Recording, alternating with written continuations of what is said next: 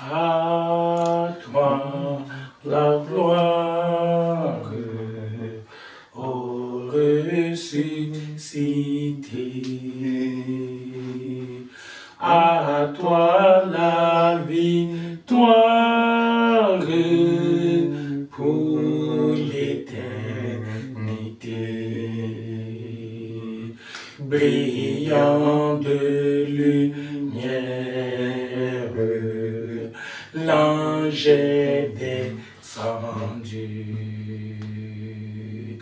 et roule la pierre du tombeau vaincu. À toi la gloire, à toi la gloire, ô ressuscité. À toi la victoire, à toi la victoire pour l'éternité. Seigneur, à toi la gloire, à toi le règne, à toi l'autorité et la domination.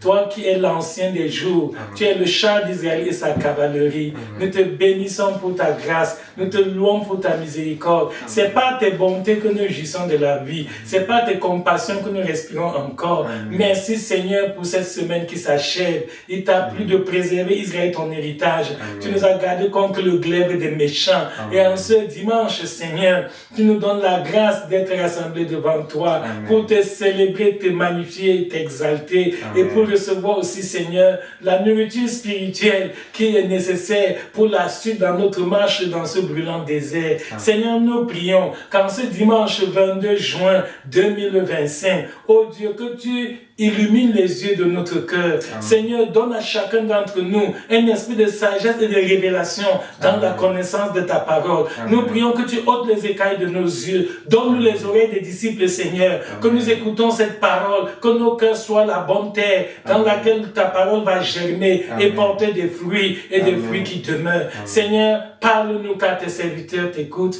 Au nom de ton Fils Jésus-Christ. Amen. Amen, amen, amen. Nous rendons gloire à Dieu pour sa présence au milieu de nous. Nous louons le Seigneur pour ses merveilles dans notre vie, car il est bon et sa miséricorde durera toujours. Alléluia. Amen. Ceci dit, bien-aimé, la parole de Dieu que nous allons écouter aujourd'hui a pour thème la guerre contre la distraction. La guerre contre la distraction. C'est le thème de notre message d'aujourd'hui. Qu'est-ce que la distraction? La distraction, c'est le manque d'attention. Quand quelqu'un n'est pas attentif de manière habituelle ou de manière momentanée aux vraies choses dont il devrait s'occuper. Quand tu laisses les priorités de ta vie et tu t'en vas occuper de choses secondaires qui ne sont pas essentielles, qui ne sont pas indispensables, et ton esprit est absorbé par ces choses, je dirais, inutiles, tu es distrait. Et parfois, ça te paraît très beau parce que ça fait plaisir lorsqu'on laisse l'essentiel. Parce que dans la vie, il y a un temps pour chaque chose. Dans la vie, il y a un temps pour chaque chose. La nature est ainsi réglée. Il y a un temps pour semer, il y a un temps pour récolter. Si au moment des semailles, toi tu ne sèmes rien, tu es distrait, tu es dans la vie du dehors, dans la vie des plaisirs, etc. Le moment de la récolte, tu ne pourras pas vous rappeler la fable de la cigale et de la fourmi. Vous voyez, tu vas subir la disette, la famine, la souffrance, la pauvreté. Tu vas même perdre ta dignité. Tu vas être réduit à l'état de mendiant, alors que tu aurais pu semer autant convenable comme tout le monde et tu aurais aussi pu récolter le moment venu. Je prie que cela ne soit plus ton partage au nom de Jésus. Amen. Cette parole vient pour te libérer de la distraction. Et quel est le contraire de la distraction? C'est la concentration. Quelqu'un qui n'est pas discret, c'est quelqu'un qui est focus, comme on dit en anglais. C'est-à-dire, il est diligent, il s'applique, il fait son travail, il est vigilant, il est attentif, il ne se laisse pas emporter par n'importe quoi. C'est pas parce qu'il y a du bruit à gauche ou à droite que tu vas laisser ton travail pour aller perdre le temps à regarder des scènes inutiles qui ne t'apportent absolument rien. Donc, un chrétien doit être concentré, être vraiment attentif, vigilant. Tu ne dois pas te laisser distraire. Pourquoi? Parce que la distraction est un fléau, c'est un danger pour tout le monde. Alléluia. Amen. Quelqu'un peut être discret à tout âge. Même un enfant peut être discret, même un parent peut être discret, un jeune peut être discret, un homme peut être discret, une femme peut être discret. Donc, la discrétion, c'est un danger qui menace tout le monde. C'est pour ça que j'ai intitulé ce message « La guerre contre la discrétion ». Donc, c'est une guerre. Parce que la discrétion est un ennemi. La discrétion est une arme puissante de Satan. Satan utilise la discrétion aujourd'hui comme un moyen de destruction de masse. Avec la discrétion, l'ennemi décime des vies. Le diable détourne des destinées. Le diable bloque vraiment des personnes qui auraient pu aller loin, mais juste à cause de la discrétion. Et c'est un grand danger. Pourquoi? Parce que certaines choses auxquelles les gens se livrent aujourd'hui, lorsque tu leur dis de faire attention, de se préserver, ils te demandent où est-ce que la Bible interdit ça, c'est écrit où? Et pourtant, ce n'est pas parce qu'il y a un verset biblique qui dit ne fais pas ceci, cela que non, tu dois rester concentré sur ton objectif. Nous avons déjà dit au début de l'année qu'une vie sans objectif est une aventure. Quelqu'un qui n'a pas d'objectif pour sa vie, c'est un aventurier, il ne va nulle part. C'est un viveur, c'est pas un vivant, c'est ça. Tu dois avoir des objectifs, même pour ton mois de juillet qui arrive, la journée même de demain. Qu'est-ce que je vais faire demain lundi? Ou comment je vais commencer ma journée, après la prière matinale, après ma méditation quotidienne, et je vais aller où? Je vais faire quoi? Je vais rentrer à quelle heure? Et à mon retour, qu'est-ce que je dois faire? Avec qui? Et comment? Et à quel moment? Etc. Voilà un homme concentré, loin de la discrétion. Tu ne dois pas te lever sans programme et tu t'attends à ce que, bon, n'importe, tu vas aller au gré du vent, au gré des circonstances. Tu ne réaliseras rien. La discrétion est un très grand danger contre la vie de l'homme. Alléluia. Amen. Puis il est écrit dans 1 Corinthiens chapitre 6 verset 12, 1 Corinthiens chapitre 6 verset 12, tout m'est permis, mais tout n'est pas utile. Tout m'est permis, mais je ne me laisserai asservir par quoi que ce soit. C'est ça. Il ne faut pas plus chercher les interdits, les lois. On a écrit où qu'on ne doit pas, on ne doit pas. C'est permis, il y a beaucoup de choses que j'ai le droit de faire. Mais je sens que ça ne m'édifie pas, ça ne me construit pas, ça ne m'aide pas à grandir, ça ne m'aide pas à réaliser mes objectifs. Par exemple, tu es un élève et au lieu de te concentrer pour suivre tes leçons, pour être assidu à l'école, pour être vraiment concentré et faire tes études, tu perds le temps dans la discrétion, tu vas dans les boîtes de nuit, tu vas dans les salles de cinéma, tu passes le temps devant la télévision, tu suis les réseaux sociaux. Ça, c'est la discrétion. Pourquoi? Parce que lors de l'examen, tu n'auras pas assimiler les leçons qu'on t'a dispensées à l'école. Et tu vas échouer. Et tu vas dire que c'est la malchance. Tu vas dire qu'on m'a attaché au village. On m'a maudit. Alors qu'il n'en est absolument rien. Tu t'es maudit toi-même par ta discrétion. Tu as détruit toi-même ton avenir. Vous vous souvenez de ce qu'on a vu les 2 dimanches précédents? Protège ton avenir. Protège ton futur. Prends des mesures pour ne pas handicaper, pour ne pas compromettre ta réussite. C'est ça. Donc tout n'est permis. On ne t'empêche pas. Tu es libre. Voilà ce que beaucoup de gens disent aujourd'hui. Je suis libre. Laissez-moi jouer ma vie. Je fais ce que je veux. C'est bien beau. Mais ce qui est sûr est que dans ce libertinage que tu réclames, tu vas semer beaucoup de choses que tu regretteras amèrement. Tu vas poser des arbres. Nous avons vu que toute parole est une semence, toute pensée est une semence, toute action est une semence, toute attitude que tu adoptes, c'est une semence, toute décision est une semence qui portera des fruits. Ta vie est comme un jardin potager où tu sèmes tous les jours par ton action, bien par ton inaction. Quand tu croises les bras ou pas, tu es en train de s'aimer. Donc, tout m'est permis, mais je ne me laisserai asservir par quoi que ce soit. Faut pas que je devienne esclave de quelque chose, si bien que vraiment, tant que je ne vois pas cette série télévisée, il y en a qui abandonnent même des choses importantes parce qu'on dit que la série télévisée va passer à telle heure. Il faut à tout prix qu'il se rattrape. J'avais manqué telle série, il faut que je vienne. Non! Et à quoi ça te sert? Ces gens font leur travail, tous ces auteurs, les acteurs qui jouent dans les séries télévisées, c'est leur métier, c'est leur profession. C'est par là qu'ils mangent. C'est avec ça qu'ils ont leur salaire, leur gagne-pain. Pendant que toi, tu au lieu de chercher aussi ton travail pour avoir ton salaire, tu viens t'arrêter là et tu passes 30 minutes, 40 minutes, 1 heure et même plus. Il y en a qui passent même plus d'1 heure de temps. Voilà, et le temps passé ne revient plus. Ça, c'est très important de le noter. L'année 2024 est partie. Nous aurons bientôt l'année 2026. Mais l'année 2024 ne reviendra plus jamais. Hier, tu avais 10 ans. Aujourd'hui, tu as 15 ans ou 20 ans. Tu n'auras plus jamais 10 ans. C'est fini. Pour toujours. Le temps passé ne revient plus. Par conséquent, il faut utiliser judicieusement ton temps, avec sagesse. Et l'apôtre Paul insiste encore dans 1 Corinthiens chapitre 10, verset 23. 1 Corinthiens chapitre 10, verset 23, il est écrit, tout est permis, mais tout n'est pas utile. Tout est permis, mais tout n'édifie pas. Il y a des choses qu'au lieu de t'édifier, ça te détruit. Il y a certaines scènes, certaines images, certaines vidéos, quand tu les vois, après tu n'es plus la même personne. Tu es dénaturé. Ça détruit ton moral. Ça dit que ça compromet vraiment ton futur. Pourquoi? Parce que désormais, tu auras des tentations que tu n'avais pas eues avant. Parce qu'avant, tu ne savais même pas que ces choses-là existent. Ces genres de péchés, tu n'avais jamais été au courant. Maintenant que tu as vu les gens faire ça à la télé, dans les films, dans les vidéos, la nuit, tu auras des mauvais songes que tu n'avais jamais eu avant. Tu vois, donc lorsqu'on te dit de faire attention, d'être concentré, de ne pas être discret, tu dis que ça fait quoi? Je ne vois le mal là. Et pourtant, il y a le mal. Mais tu ne vois pas ce mal parce que ce mal est voilé. Alléluia. Amen. Oui, ça m'amène à vous dire l'une des méthodes du diable. Le diable est un expert en déguisement. Je répète, Satan est un expert en déguisement. Satan se déguise toujours en ange de lumière. Quand il vient te détruire, il ne vient pas ouvertement, de manière frontale. Non, Satan est très rusé. D'abord, on l'appelle aussi le malin.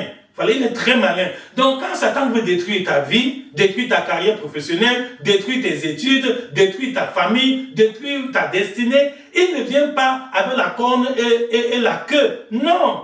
Il ne vient pas vraiment étant affreux, effrayant. Non, Satan sait que s'il vient à toi exactement comme il est, en tant que Satan, mais tu vas fuir, tu vas chercher le secours de Dieu, tu vas crier, Seigneur Jésus, sauve-moi. Mais qu'est-ce qu'il fait? Il se déguise. Il est écrit dans 2 Corinthiens, chapitre 11, verset 14. 2 Corinthiens, chapitre 11, verset 14. Il est écrit que le diable se déguise en ange de lumière. Donc il vient à toi comme un ami, comme quelqu'un qui t'aime, très sympa, vous voyez, et tout ça parce qu'il peut te détruire. Et c'est pas nouveau, alléluia. Amen. Oui, la Bible nous apprend que ce n'est pas aujourd'hui que Satan a appris cette technique de déguisement. Non, c'est depuis longtemps. Souvenez-vous au jardin d'Éden, quand Satan est venu détruire Adam et Ève, il n'est pas venu en leur disant, je suis le dragon, je suis le méchant, je viens pour vous détruire, je viens pour vous arracher du bonheur, Dieu vous a placé au jardin d'Éden. Non! Il est venu amicalement aborder la femme Ève et lui poser une question tout à fait anodine, une question vraiment tout à fait innocente, une question apparemment, je ne sais pas comment vous dire ça. Tu vois, c'est ça le déguisement. Mais derrière cette question, il y avait une ruse, il y avait un piège. Malheureusement, Ève n'a pas discerné le piège. Comme toi, aujourd'hui, dans beaucoup de distractions auxquelles tu te livres, il y a un piège. Satan est caché dedans. Il y a un démon. Il y a le mauvais esprit derrière ces distractions du monde moderne, ces passions de la jeunesse, ces plaisirs de la chair auxquels tu t'affectionnes. Il y a un piège. Il y a un poison dedans. Mais le poison est voilé. Il est caché. Il n'est pas totalement ouvert. Il n'est pas exposé. Et c'est quand tu mords à l'hameçon, quand tu as mordu à la part, que maintenant tu es victime de l'hameçon. C'est la même méthode. Il a utilisé cette méthode sur elle. Il a réussi. Elle va succomber. Après, elle a aussi entraîné son mari dans la désobéissance à la parole de Dieu. Et nous voyons les conséquences aujourd'hui. Beaucoup de souffrances. D'abord, la terre ne produit plus comme avant. C'est avec peine que l'homme cultive. Alors que dans le jardin d'Éden, l'homme et la femme avaient tout à leur disposition gratuitement. Ils n'avaient pas à couler la sueur pour pouvoir manger. Ils avaient l'autorité sur la nature, sur les animaux et tout le reste. Vous voyez, aujourd'hui, voilà les conséquences d'un seul acte de désobéissance à la parole de Dieu. Je prie que cet enseignement te donne la sagesse au nom de Jésus. Amen. Car la parole de Dieu rend sage. C'est avec les yeux spirituels qu'on discerne les ruses de l'ennemi. Sans les yeux spirituels, tu vas être là en train de te laisser aller. Tu crois que tu es très sage, tu es moderne.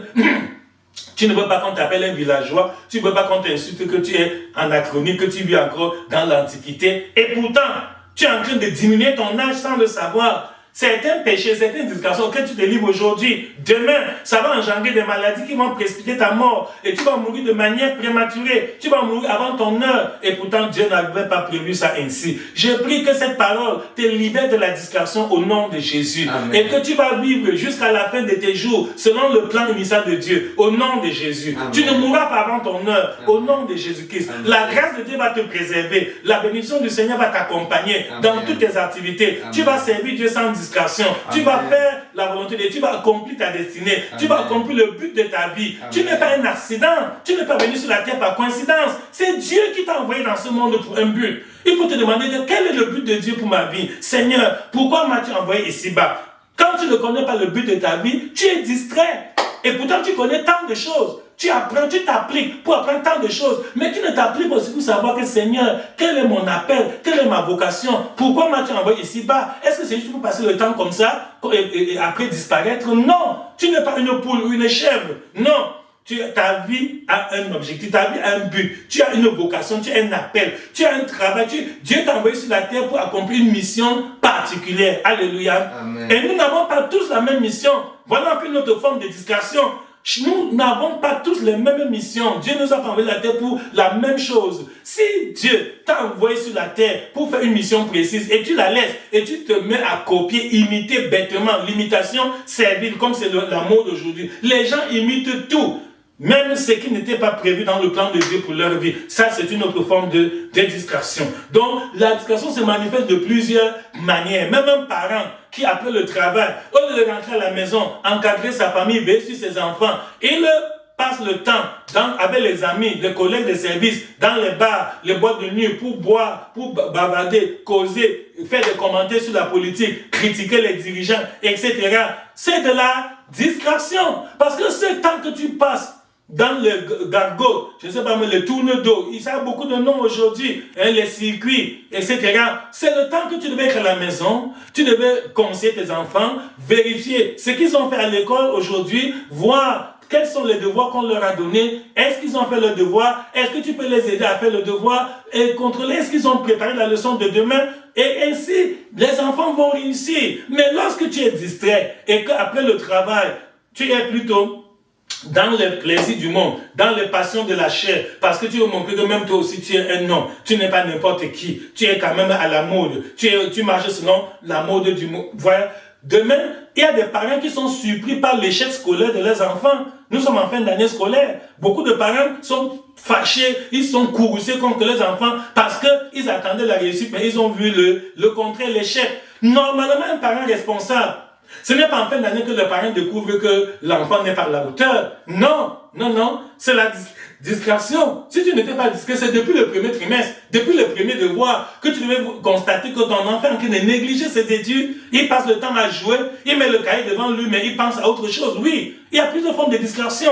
Il y a des élèves qui prennent le cahier, mettent devant eux, mais tu penses qu'il est en train de lire ce qui est dans le livre, alors que sa pensée est très loin. Il est en train de visiter, il est en train de réviser, il est en train de revoir les films, les séries télévisées, tout ce qu'il a vu dans les réseaux sociaux. Il est en train de se remémorer tout ça. Et il trompe la vision des parents qui pensent que non, l'enfant est très studieux, il est concentré. Chaque soir, il prend son livre et ses cahiers. Il est vraiment dans ses études et pourtant, il n'en est absolument rien.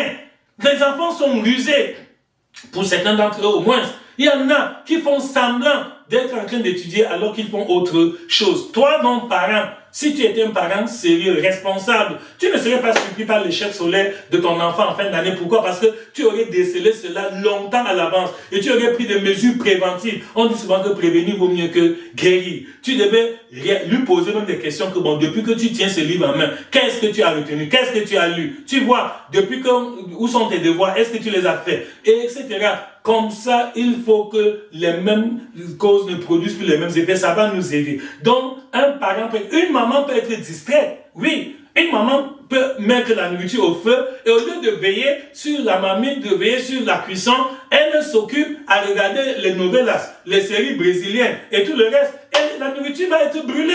Et finalement, les enfants n'auront pas de quoi manger parce que maman a été distraite. C'est ça. Parfois, maman peut avoir un bébé, un enfant en très bas âge dont elle doit s'occuper. Et pendant qu'elle est au téléphone, en train de causer, faire des commentaires inutiles, des commérages avec quelqu'un de très loin, vous voyez, l'enfant peut-être peut se faire mal. L'enfant peut même se salir. L'enfant peut se blesser. Pourquoi? Parce que la maman, la mère d'enfant a été distraite. Donc la distraction nous guette à tous les niveaux de la vie. C'est très important que chacun veille sur sa vie pour être tout est permis, mais tout n'est pas utile. C'est ça. Quand tu fais les choses à contre-temps, tu es distrait. Oui, lorsque c'est le moment de s'aimer, tu ne sèmes pas. Tu attends seulement des récoltes que tu vas s'aimer. Ça ne poussera pas. Les conditions naturelles de l'existence ne permettront plus que ta semence puisse germer, porter du fruit, afin que tu récoltes. Donc, la discrétion est très, très dangereuse. Ça se manifeste de plusieurs manières. Même un élève qui prend pour amis ceux qui ne sont pas élèves, ceux qui ne vont pas en classe.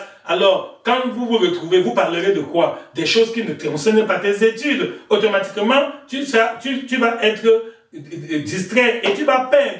Donc, la nature a horreur du vide. Ça, nous le savons tous. Que quand tu laisses un vide, la nature va chercher à combler ce vide. Donc, un parent qui ne conseille pas ses enfants, la télé va conseiller tes enfants. Les réseaux sociaux, WhatsApp, Facebook, va parler des choses à ton enfant. Les mêmes choses que c'est toi, parent, qui devais leur en parler avec responsabilité, avec sagesse et de la bonne manière. Maintenant, comme toi, tu n'as pas le temps pour conseiller tes enfants, alors qu'un vrai parent a toujours la soif que ses enfants aillent plus loin que lui dans la vie. Un parent responsable qui n'est pas distrait, son ambition, son objectif principal, c'est de tout faire que mes enfants puissent aller plus loin que moi dans la vie. Que mes enfants réalisent des choses que moi, je n'ai pas pu réaliser. J'ai été limité par mon ignorance, par peut-être les moyens, je n'avais pas de moyens, mais je vais me dévouer, je vais me sacrifier, je vais tout faire, je vais contribuer de mon mieux pour que mes enfants aillent plus loin dans les études, plus loin dans leur carrière professionnelle, plus loin dans le service de Dieu, plus loin dans leur vocation,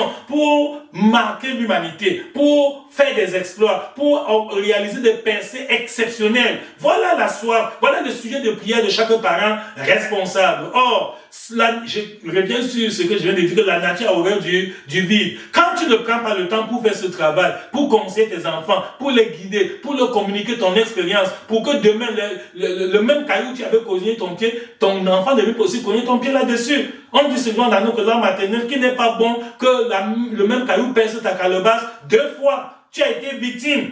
Et tu ne mérites pas que tes enfants soient victimes. Mais si tu ne fais donc pas ce travail préalable, ce travail préventif, et tu laisses que les choses aillent d'elles-mêmes, la nature aura du vide.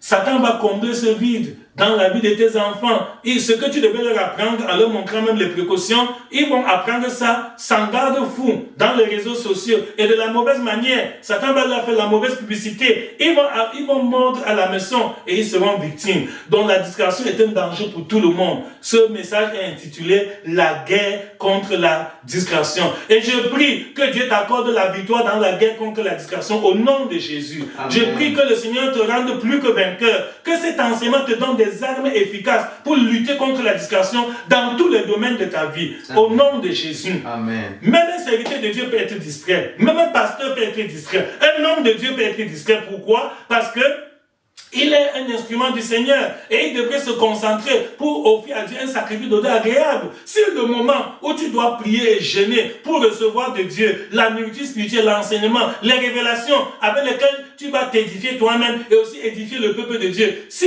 à ce moment tu ne jeûnes pas, tu ne pries pas, tu ne te concentres pas, tu te livres au bavardage, aux plaisanteries, aux commentaires, tu es distrait. Le moment venu, quand les gens vont venir vers toi pour t'écouter, pour recevoir la révélation du Seigneur, ils vont rentrer insatisfaits, ils vont rentrer étant déçus. Pourquoi? Parce que tu es discret dans ton ministère. C'est pour ça que Paul, par expérience, Paul disait à Timothée que veille sur toi-même et veille sur ton enseignement. 1 Timothée 4,7. Ainsi tu te sauveras toi-même et tu sauveras ceux qui t'écoutent. Il lui précise encore que jusqu'à ce que je vienne, applique-toi à la lecture, à la méditation, à la prière, à l'étude de la parole. Donc, un serviteur de Dieu, un pasteur, un homme de Dieu, un prophète, un apôtre, un évangéliste, un docteur, un enseignant doit être concentré dans sa mission. Tu n'as pas la mission d'être peut-être, je ne sais pas, autre chose. Donc veille sur tu as des priorités qu'un autre n'a pas. N'imite pas telle personne, tel ami, tel camarade de classe. Non, vous n'avez pas le même programme. Chacun a un programme pour sa vie. Et tu dois rester concentré sur le programme de ta vie. Alléluia. Amen. Je prends un exemple biblique célèbre, l'exemple de Néhémie.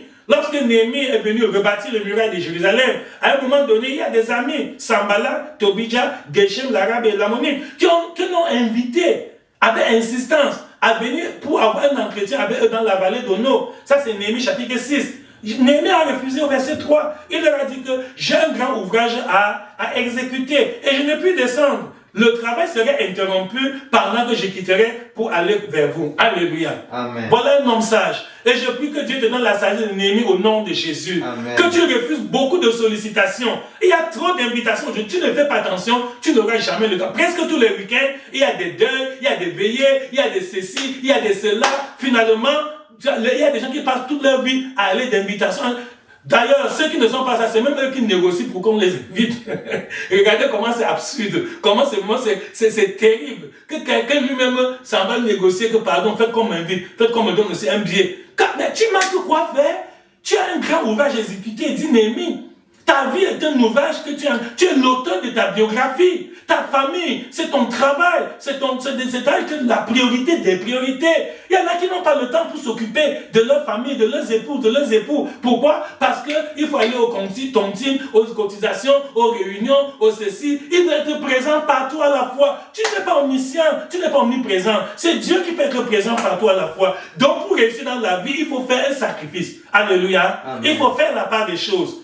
Et il faut refuser certaines occupations. Pas parce que c'est un péché. Paul nous a dit que tout est permis, mais tout n'est pas utile. Ma présence n'est pas vraiment utile dans ce lieu où on m'invite là. Je suis là juste pour compléter le. Il y a certaines invitations qu'on te donne, pas parce qu'on t'aime, juste parce qu'on veut grossir le nombre de patrons où il y avait 200, 500 invités. C'est tout. Ce n'est pas qu'il y a quelque chose là vraiment prévu pour ton bonheur, pour ton progrès, il n'y a rien. On n'a même pas fait, on ne fait pas mention de toi. On ne tient pas compte de toi. Tu es juste là comme pour compléter le nombre des participants. Et toi, tu laisses dans tes priorités, tu laisses dans des choses essentielles, vitales pour ta vie, pour tes enfants, pour ta famille, pour ton avenir, pour ton ministère. Et tu t'en vas perdre le temps de t'asseoir là pour regarder comme un spectateur. La vie n'est pas un spectacle, mon frère. La vie est un combat. Donc, tu ne dois pas être spectateur, tu dois être acteur. Il faut que tu sois contributif. Il faut que tu puisses apporter un apport significatif. C'est ça, il faut éviter la dispersion. Et les œuvres de Néhémie est vraiment très, très, très important parce que ce n'est pas une seule fois, ce n'est pas 2 fois, c'est 4 fois que Sanballat et Tobija lui ont envoyé l'invitation et Néhémie a refusé une même invitation 4 fois. Quand ils ont échoué les 4 premières tentatives, ils ont essayé une 5e tentative par écrit.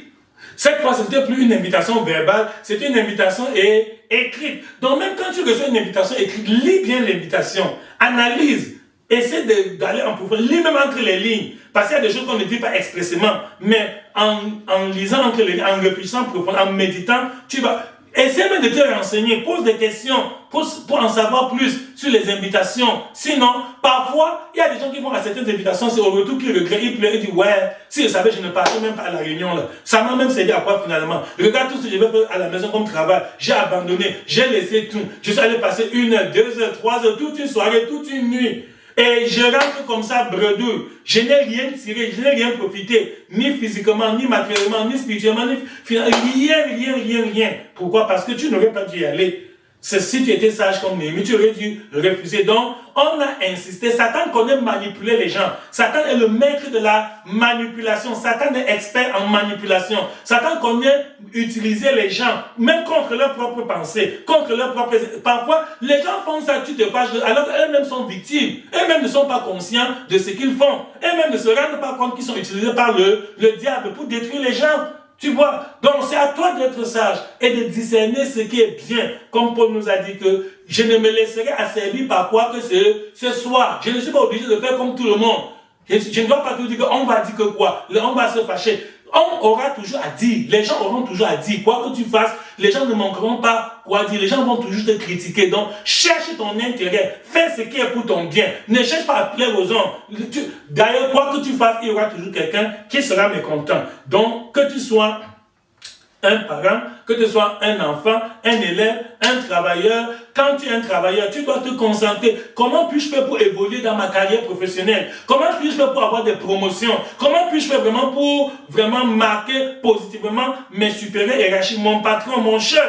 Voilà la vraie préoccupation d'un employé, d'un ouvrier. Chercher à gravir tous les échelons de sa carrière pour arriver au sommet de la carrière. C'est ça, c'est tout à fait légitime. Voilà un besoin légitime. Et non pas sous toutes ces choses. Notre monde actuel est tellement plein de distractions. Vraiment, si tu ne fais pas attention, tu vas gaspiller ta vie, ton temps, l'année va passer, l'autre année va venir, elle va passer et tu te rends compte que tu n'as rien réalisé de sérieux, tu n'as rien réalisé d'important parce que Satan utilise la stratégie de la diversion. Alléluia. Amen. Dans la guerre, dans la technique de la guerre, il y a une stratégie qu'on appelle la stratégie de la diversion. Qu'est-ce que la diversion? La diversion veut dire que tu vas attaquer un ennemi au nord, mais tu crées un faux événement au sud. Pendant qu'il envoie ses soldats vers le sud pour aller voir ce qui s'est passé là-bas, alors tu connais que la cible névralgique c'était le nord, alors tu t'attends le nord quand c'est déjà un point faible, c'est un point moins défendu.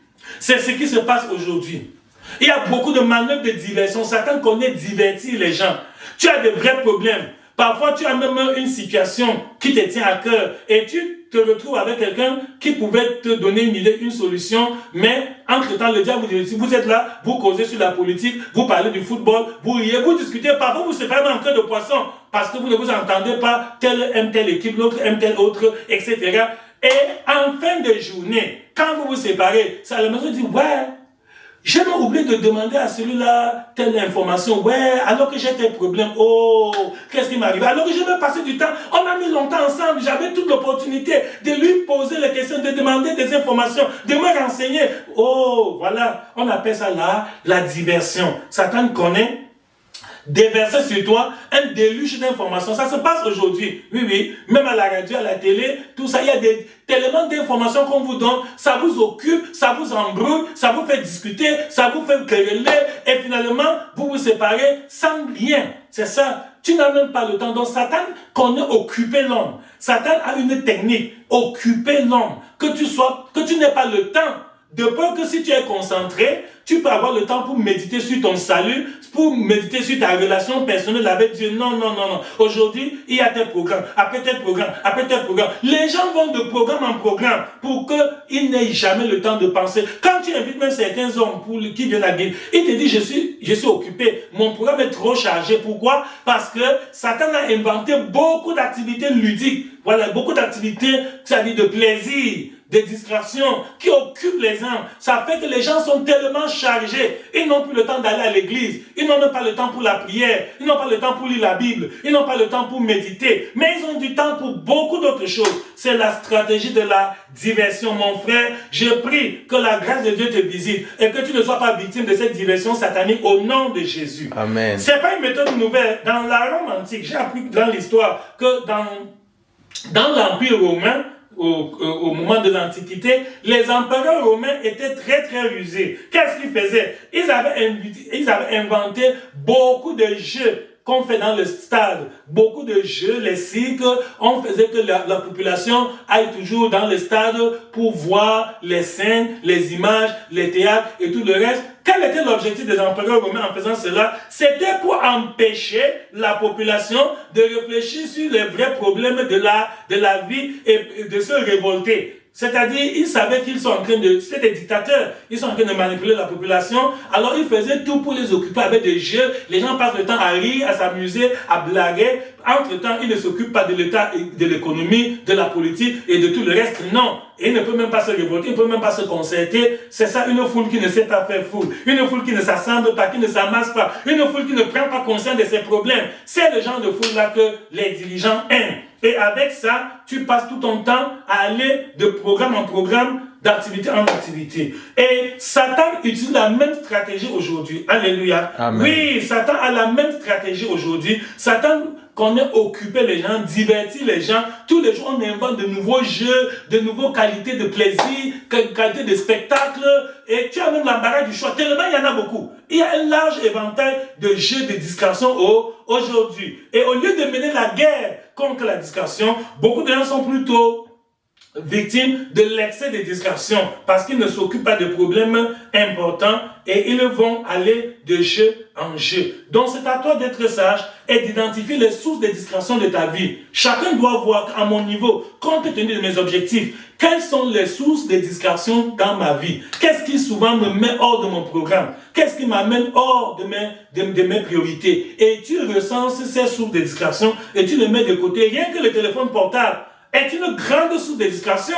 Parce que sur ton téléphone, si tu n'es pas sage, Le téléphone peut être discret, surtout ces téléphones intelligents qui ont beaucoup d'applications. Oui, il y a beaucoup de choses dans le téléphone et à tout moment, il y a même des notifications qui interrompent. Tu étais marqué de faire quelque chose de sérieux, une notification arrive, tu laisses ce que tu faisais, tu regardes, il s'agit de quoi, etc. Après quelques minutes, une autre notification, et ainsi de suite. Ta vie tombe dans un cercle vicieux. C'est-à-dire que tu tournes en rond sur place. À la fin de la journée, ton rendement est insignifiant. Ce que tu as accompli est vraiment nul par rapport à tes potentialités normales, par rapport à tes capacités. Dieu t'a donné des aptitudes exceptionnelles, mais tu n'arrives pas à décoller. Ta vie n'arrive pas vraiment à s'épanouir. Pourquoi? Parce que le téléphone portable est devenu le cimetière de plusieurs vocations. Je le répète, le téléphone portable est devenu le cimetière de nombreuses vocations. Beaucoup de gens qui pouvaient aller loin dans leur carrière professionnelle, beaucoup de gens qui pouvaient devenir des héros de notre génération, beaucoup de personnes qui pouvaient accomplir de grandes choses ont été distraits par le téléphone portable, par les nombreuses applications qui t'occupent. Ça peut te prendre 10 minutes, 15 minutes, 30 minutes et après, ça te relâche pour un temps, après ça revient et ainsi de suite. Ça veut dire que c'est un cercle vicieux comme j'ai dit. Et le grand futur que Dieu avait préparé pour toi, tu n'arrives pas à le réaliser. Vous voyez les objectifs nobles et louables que Dieu t'avait assignés, les choses même que toi-même tu as programmées que tu vas faire, tu n'arrives pas à terminer ton programme parce que ton téléphone est le cimetière de ta vocation. Que cela ne soit plus ton partage au nom de Jésus. Amen. Apprends à te maîtriser. Oui, s'il faut même désactiver certaines notifications sur ton téléphone, tu désactives. S'il faut même annuler, désinstaller certaines applications de ton téléphone, tu les enlèves. Pourquoi? Parce que ce n'est pas indispensable à ta réussite. Peut-être pour un autre temps, mais pas pour maintenant. C'est à toi d'être sage pour être concentré. Il faut créer un environnement propice à la concentration. Éloigne de toi tout ce qui peut te distraire, tout ce qui peut voler ton attention, parce que il y a les voleurs de temps. Alléluia. Amen. Oui, il y a certains voleurs spécialisés et ils ne volent pas l'argent, ils ne volent pas les chaussures ni les habits, ils volent le temps de quelqu'un. Il peut te voler 5 minutes, après il te vole 10 minutes, après il te vole 30 minutes, etc. Certains programmes de télévision sont des voleurs de temps. Certains amis, certains camarades sont des voleurs de temps. Ils t'appellent au téléphone et ils te perdent le temps pendant 15-20 minutes. Ils te racontent des histoires dormies debout. Ça ne t'aide à rien. Tout ce qu'il te dit là, il y a eu ceci, il y a eu cela, ça ne contribue à rien à ton évolution. Tu n'as aucun progrès. Cela ne t'édifie pas. Au contraire, parfois, ça te décourage, ça sème des pensées de révolte contre le gouvernement, ça sème en toi vraiment des mauvaises idées, etc. Et tu n'y peux rien.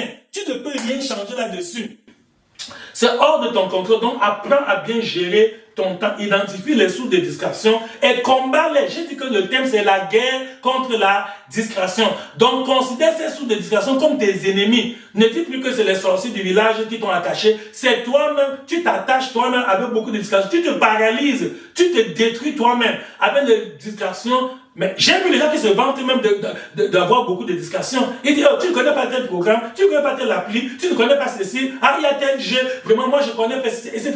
Et ils s'en vantent. Alors qu'ils devaient pleurer, ils devaient regretter, ils devaient vraiment voir que je suis en train d'enterrer mon avenir, je suis en train de compromettre mon futur, je suis en train de détruire mes aptitudes, mes capacités. Donc, la distraction est devenue l'une des armes redoutables de Satan pour détruire notre génération. Pas seulement sur le plan spirituel, même sur le plan humain. Beaucoup de gens sont distraits. Il y en a qui ne puissent pas la bonne source. Les informations qui peuvent les aider à préparer même des concours, à faire des demandes d'emploi. Non, ils n'ont pas le temps pour ça. Mais ils sont toujours occupés sur des futilités, sur des choses de néant qui n'aident pas. Je sais qu'on peut se détendre de temps en temps, mais de là à ce que ça devienne un style de vie, que ça devienne l'essentiel, ce n'est pas bien. Donc fais attention pour ne pas perdre le temps, pour ne pas être distrait dans ton programme. Cela va t'amener.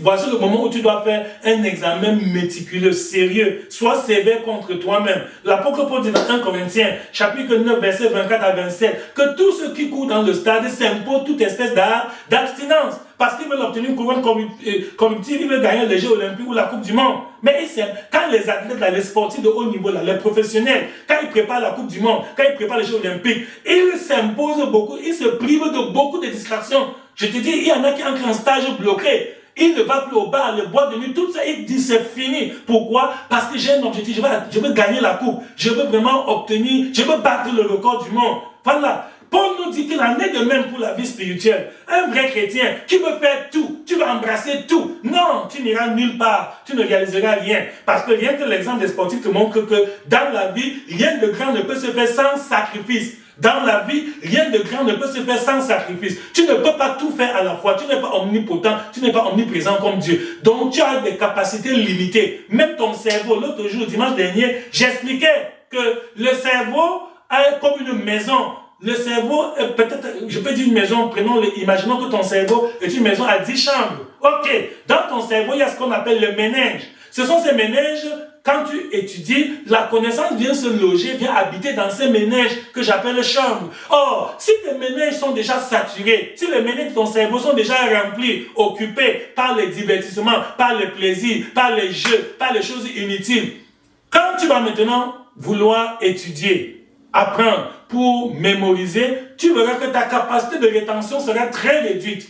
Tu vas dire que ouais, j'ai appris, mais après j'ai oublié des gens qui tapent la tête, que c'était quoi, et je sais que j'ai lu ça, mais ça ne peut pas rester dans la tête d'un élève. Pourquoi? Parce que avant d'ouvrir son cahier ou ses livres pour apprendre ses leçons, il a vu tellement de films et son cerveau, les méninges de son cerveau sont déjà saturés par le film, par les vidéos, et c'est pour ça que vous verrez des enfants qui sont capables de vous relater un film à la virgule près, avec une précision chirurgicale. Ils vous donnent tous les détails du film. Tel a fait ceci, tel a fait cela, mais lorsque tu lui poses une question sur ses leçons, ce qui est au programme de son examen, il n'arrive pas à dire 2 mots. Pourquoi? Parce que les méninges de son cerveau sont déjà saturés, occupés par des futilités, par des choses inutiles. C'est ça les conséquences de la distraction. Donc voici le moment favorable. Jésus nous a donné un modèle. Jésus a réussi à sa mission parce que Jésus n'a pas été distrait. Pendant son séjour sur la terre, Jésus était concentré sur sa mission.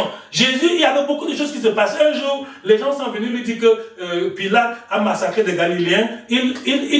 On s'attendait à ce que ça devait le passionner et il devait tomber dessus, faire des commentaires avec eux, faire des critiques et tout le reste.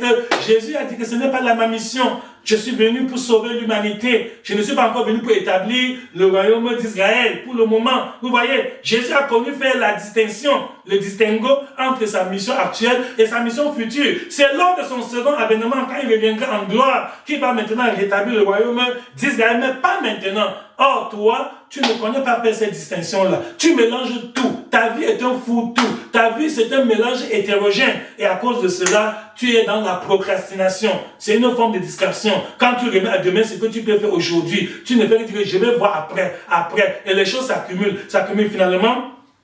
Il y a l'embouteillage dans ton cœur. Ton programme est surchargé. Alors que si tu faisais chaque chose à temps, tu aurais pu éliminer les activités les unes après les autres. Donc, évite vraiment d'être distrait. C'est pour ton bien. Sois organisé. Quand quelqu'un n'est pas organisé, il va être distrait.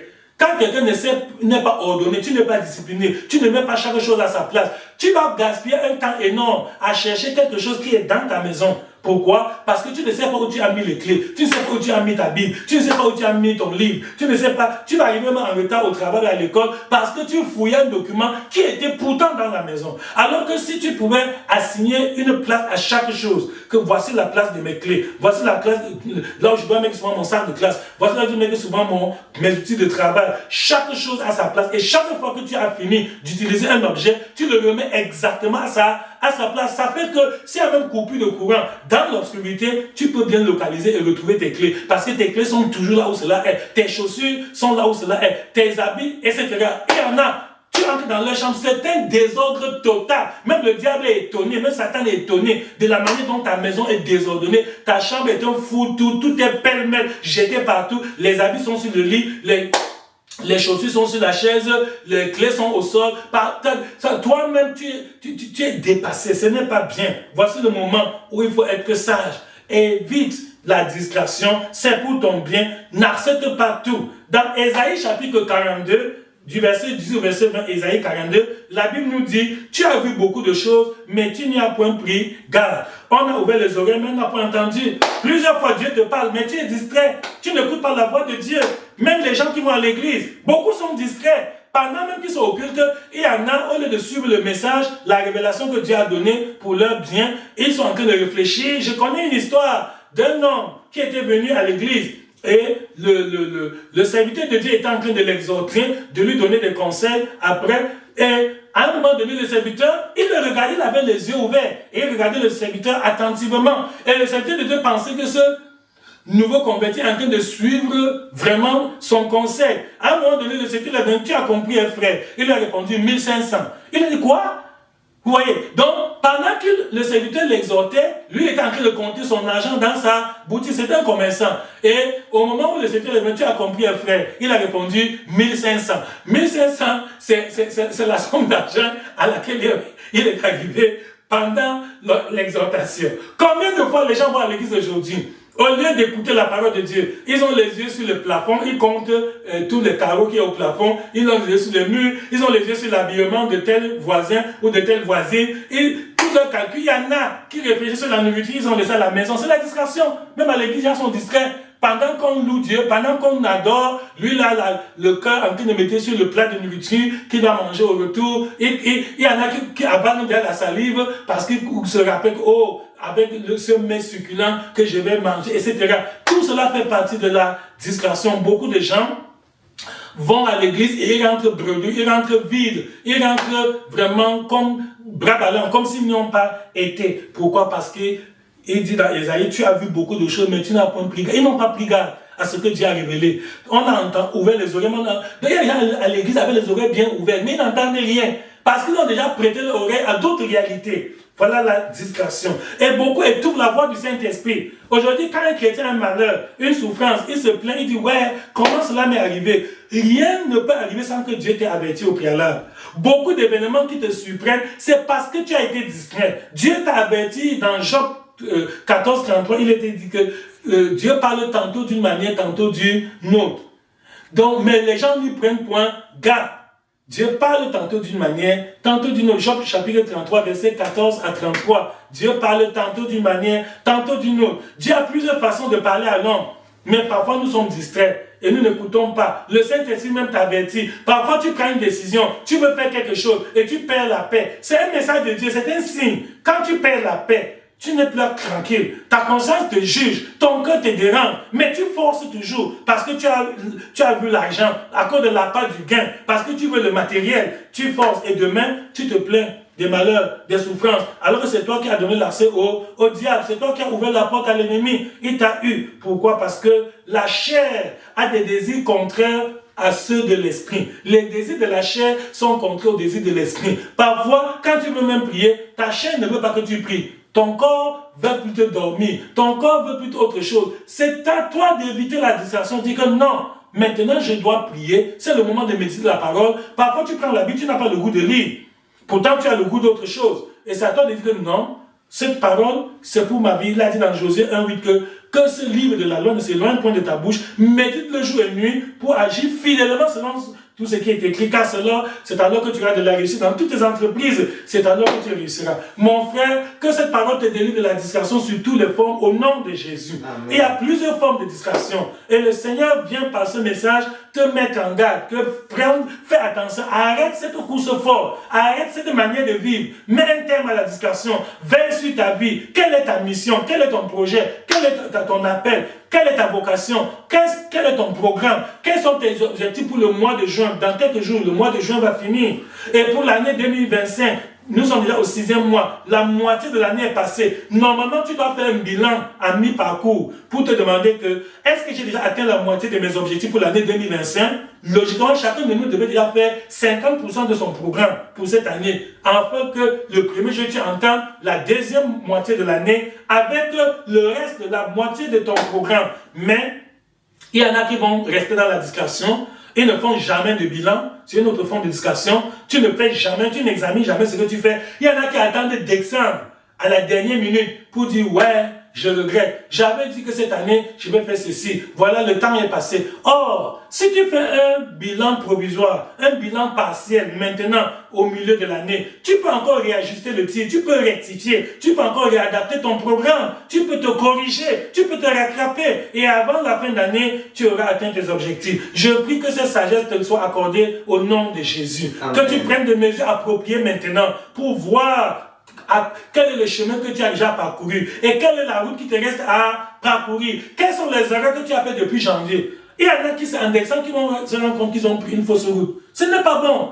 Arrête-toi maintenant en juin et regarde ce que j'ai fait depuis le 1er janvier. Est-ce que ça a apporté du fruit? Est-ce que ça a donné un bon résultat? Est-ce que c'est de cette manière que je dois continuer la deuxième moitié de l'année? Si tu as eu des erreurs, tu corriges, tu te rattrapes et tu prends un nouveau départ. Que cette parole t'aide à commencer une nouvelle vie au nom de Jésus. Amen. Donc il n'est pas tard. C'est un message d'espoir. C'est un message vraiment d'encouragement.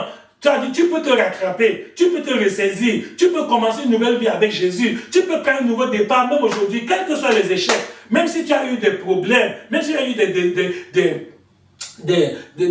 les gens t'ont déçu. Ok, ce n'est pas la fin du monde. Ça arrive. Et tu n'es pas le premier. D'autres ont été victimes avant toi des mêmes problèmes, des mêmes trahisons. Les gens t'ont haï. Les gens ont été jaloux. Les gens ont monté le coup contre toi. Ça ne fait rien. Ne reste pas là à pleurnicher. C'est une autre forme de distraction. Ceux qui aiment toujours penser, hier, on m'a fait ceci, l'année passée, même avant ma naissance, au temps de mes parents, tel avait fait ça, telle famille avait fait ceci, etc.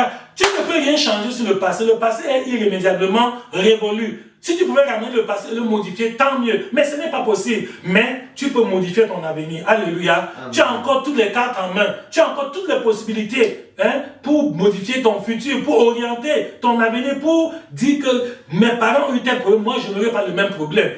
J'ai eu telle souffrance hier, demain, ça ne va plus se répéter. Et tu prends les mesures appropriées pour que ça ne se répète plus. Donc voilà mon frère, ma soeur, Dieu te donne beaucoup de révélations, mais tu les perds. Tu ne les reçois pas. Et même quand tu les reçois, tu ne les gardes pas. Si on te demande quel était le thème du message que nous avons médité dimanche dernier, beaucoup ne se rappellent plus quel était le thème du message. N'en parlons plus les autres précisions que Dieu nous a données. Et c'est comme ça que tu gaspilles ta vie, tu perds ton temps pour rien.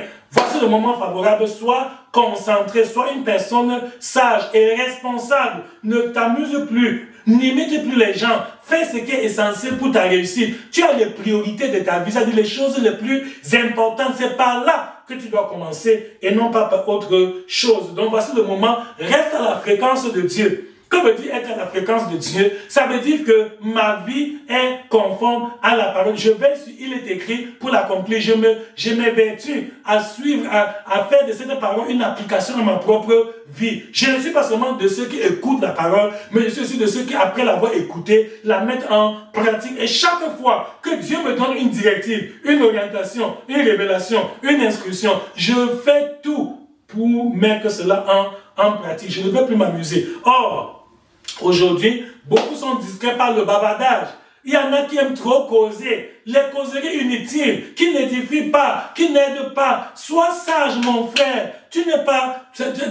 Il y en a qui sont victimes d'une maladie que j'appelle la diarrhée verbale. Oui, beaucoup d'hommes et de femmes, même des enfants, des jeunes, souffrent d'une maladie très grave, mais qui négligent, et ils négligent ça. Mais c'est une maladie très grave qu'on appelle la diarrhée verbale. Oui, la diarrhée verbale veut dire que leur bouche est comme une marmite trouée. Leur bouche parle tout. Il ne peut jamais entendre quelque chose sans mettre sa bouche dedans. Il est tout dans les commentaires, dans les plaisanteries, les bavardages, les on a dit, les on n'a pas dit, on a fait, on est monté, on est descendu. Et cela ne te sert à rien. C'est-à-dire que sa bouche, quand tu veux la bouche, il ne se contrôle plus. Il parle sans arrêt, il parle sans contrôle. Ça sort comme ça sort. Et finalement, quand on va lui rappeler certaines choses qu'il a dit, il va nier, il va dire, moi, non. Je n'ai jamais dit ça. Et en aucun jour. Et pourtant, il a dit, comme il était dans la diarrhée verbale, comme il souffre de cette maladie verbale, vous voyez, il parle sans même se souvenir de ce qu'il dit. Il n'est même plus conscient de ses paroles. Finalement, il ment. Il y en a même qui mentent sans s'en rendre compte à cause de la diarrhée verbale. Tellement ils aiment les causeries, les commentaires. Finalement, il dit même des choses dont il n'est pas sûr. Il soutient même ce qu'il n'a pas vérifié. Il accepte. Parfois, tu communiques même le mensonge. Tu as entendu. On a dit que. Toi aussi, tu t'en vas dire qu'on a dit que. Tu deviens un instrument de Satan. Satan est le père du mensonge. Ce que tu dis qu'on a dit là, ce n'est pas vérifié. Tu n'es pas sûr que c'est vrai. Et tu t'en vas transmettre ça à une autre personne. Tu empoisonnes une autre personne. Tu détruis ainsi les gens. Donc garde ton âme à la bonne fréquence, à la fréquence de Dieu. Que la parole de Dieu soit vraiment la boussole de ta vie. Fais tout et tout pour que l'ennemi ne puisse pas, tu ne deviens pas la victime, tu ne deviens pas la proie des mauvais esprits qui se déguisent en ange de lumière. Imagine le cas d'Abraham. Alléluia. Amen. Dans Genèse 18, on nous dit qu'un jour Abraham était assis devant l'entrée de sa tente. Il a vu 3 hommes passer en route, loin. Mais comme il n'était pas distrait, il a discerné que ces 3 hommes ne sont pas n'importe qui. Et il s'est levé lui-même. Il a couru les rattraper et les supplier. Il les a salués et il les a suppliés de venir passer un séjour dans sa maison. Il leur a lavé les pieds, il leur a offert à manger. Et l'un de ces 3 hommes, qui était l'ange qui représentait l'Éternel Dieu en personne, lui a donné des révélations pour sa vie, pour sa famille, pour son foyer, pour son avenir. Et c'est comme ça qu'il a eu la promesse même qu'un jour il y aura un enfant mâle, Isaac. Alléluia. Amen. Combien de fois Dieu t'a visité, tu n'as pas connu? Parce que tu es distrait par les réseaux sociaux, tu es distrait par les commentaires, les bavardages, les plaisanteries. Plusieurs fois, Dieu t'a parlé. Le Seigneur m'a envoyé quelqu'un vers toi, quelqu'un qui était porteur de ta destinée, quelqu'un que Dieu voulait utiliser pour t'ouvrir une porte. Mais tu as été distrait. Toi qui es célibataire et qui prie pour le mariage, plusieurs fois, Dieu a fait venir le conduit de ta destinée devant toi, mais tu ne l'as pas reconnu parce que tu étais distrait ou tu étais distraite. Ça arrive aux jeunes fiancés, aux garçons fiancés, comme aux garçons célibataires, comme aux filles célibataires. C'est ça. Alors que tu jeûnes, tu pries que Dieu te donne un mari ou bien que Dieu te donne une épouse. Mais Dieu a fait venir à sa manière parce que Dieu parle à sa façon. Dieu n'utilise pas souvent nos canaux humains de communication, mais tu as été distrait. Et c'est comme ça que tu perds. Si Abraham avait été distrait, imaginez l'ampleur des dégâts qu'il aurait eu. Il n'aurait pas eu la promesse de la naissance d'Isaac. Il n'aurait pas eu toutes ces révélations que Dieu lui a données pour son avenir. Que l'exemple d'Abraham vraiment te serve de leçon, que cela t'aide à ne plus être distrait, que tu sois à même de discerner le bras de l'Éternel. Quand Dieu se révèle à toi, quand le Seigneur te visite, vraiment que cela t'aide. Beaucoup de chrétiens ont transformé leur cœur en tribunal. Alléluia. Amen. Oui, il y a des gens, leur cœur est devenu un tribunal pour juger tel. Dans son cœur, il juge tel, il condamne tel. Ça ne te sert à rien de passer le temps à juger et condamner les gens. C'est de la distraction. Les gens sont libres de faire de leur vie ce qu'ils veulent. Toi, veille sur toi. Et parfois, les gens que tu juges, ils ne sont même pas au courant que tu es en train de les juger et de les condamner. Donc, toutes les sentences que tu prononces là, ça n'a aucun effet. Ça reste rien que là. Le seul effet, c'est que ça te détruit toi-même. Donc, sois sage.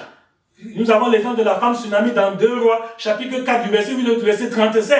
Elle a dit à son mari que cet homme qui passe ici tout le temps là, c'est un saint homme de Dieu. Vous voyez, si elle était discrète, elle n'aurait pas discerné qu'Élisée est un homme de Dieu. Combien de fois Dieu a fait passer des hommes de Dieu devant toi? Parfois, un homme de Dieu te rend même visite dans ta propre maison et il sort comme il est venu. Tu ne reçois rien de la visite des serviteurs de Dieu. Combien de fois tu as l'opportunité de causer avec cet être même au téléphone? Dieu te demande un moyen de communication avec un instrument de Dieu. Mais à cause de la discrétion, tu traites ça comme un fait banal, comme un fait ordinaire, alors que Dieu t'a visité. C'est pour ça, dans Luc 19, 41 à 44, Jésus pleure sur Jérusalem. Parce que Jérusalem était dans la discrétion.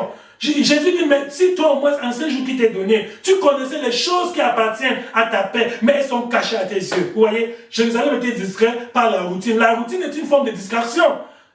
Le peuple de Jérusalem était en train de faire les sacrifices au temple selon l'ordre de sacerdoce lévitique, alors que ce temps-là avait déjà été révolu. Dieu leur a envoyé Jésus pour la nouvelle alliance, mais ils étaient distraits par l'ancienne alliance et ils n'ont pas reconnu le Fils de Dieu. C'est pour ça que Jésus dit, il viendra sur toi, Jérusalem, des jours où tes ennemis vont t'environner de tranchées, ils vont te serrer de toutes parts, toi et tes enfants au milieu de toi. Pourquoi? Parce que tu n'as pas connu en quel temps où tu as été visité. Mon frère, ma soeur, c'est avec l'âme que j'écris, que vraiment prends garde, sois attentif, ressaisis-toi. Tu risques de regretter un jour parce que tu n'as pas connu en quel temps Dieu t'a visité. Chaque jour Dieu te visite, chaque semaine Dieu te visite, mais parfois même plusieurs fois, Dieu te visite même plusieurs fois par jour. Mais le mal est que Dieu te trouve toujours distrait.